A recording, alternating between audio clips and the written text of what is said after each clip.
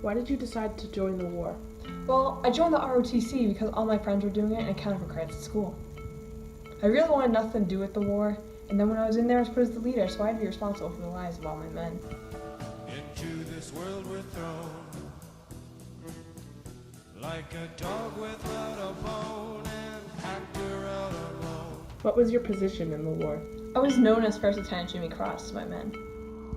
Towards the beginning of the war, I was constantly preoccupied with this picture of a girl named Martha. She had sent me letters, and I had always carried around a picture she sent of herself, as well as a pebble that she picked up along a beach. I always dreamt of how life could have been different had I not joined the war. What was life like at war? What did you carry? What did you do?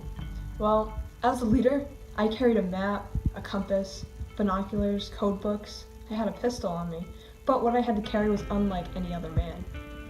I had to carry along the responsibility and the guilt with each and every life that I lost. It was my job to ensure that I made the right decisions for the lives of my team, but I didn't always do that.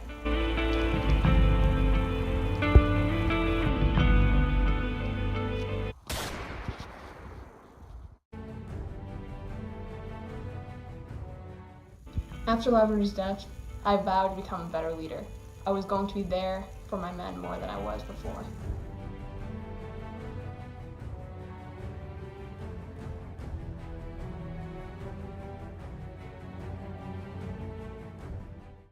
Kylie's death was a wake-up call for me.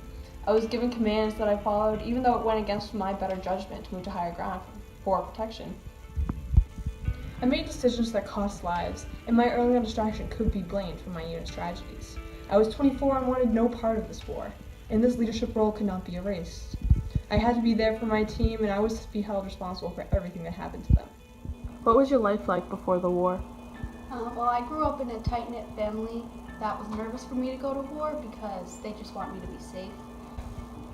And I had just gotten out of high school and I had no plans to get involved with the war. So I was less than excited when I found out that I was drafted. And my only concern was really to just be safe. What is the war like for you? The war is super stressful for me because I get really anxious in intense situations. And I've tried everything to keep me calm, but really the only thing that works is tranquilizers. When I'm under the influence, I get all mellow and I don't have to worry about a thing. Sometimes I forget there's even a war going on around me.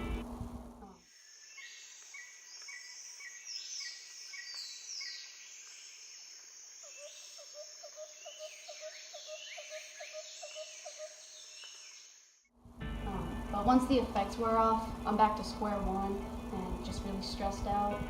So I take more tranquilizers. I grew up in a small town in Iowa. And growing up, my dad always put a lot of pressure on me. So when I got to war, I was really determined to win medals and honors. During my time at war, I ended up earning 7 medals, just missing the Silver Star. The fact that I didn't win the Silver Star kind of broke me. War was really hard. I felt embarrassed and had no direction. When I returned home, I found that my girlfriend had moved on. She'd married, my friends had moved away and got jobs, and the only thing that was running through my mind was the horror of the war. I thought of the times when I would write in my diary or play checkers with Dobbins to get my mind off the war. I thought of all the men I saw killed. It was horrible. I found myself continually driving my Chevy around the lake, with nobody to turn to except for my parents. I lived at home, moved from job to job, and just felt worthless. I feel like I actually died over in Vietnam.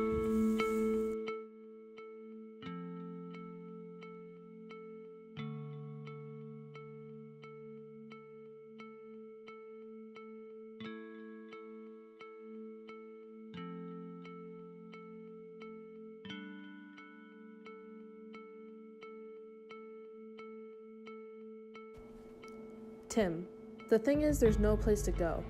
Not just in this lousy little town. In general. My life, I mean.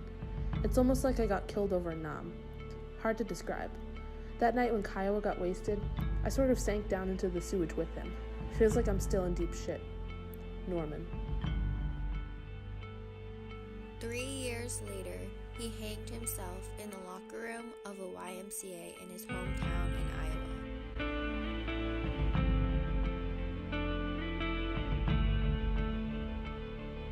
The thing about Norman was that he went to war because he wanted to. He believed it was the manly thing to do, the right thing to do.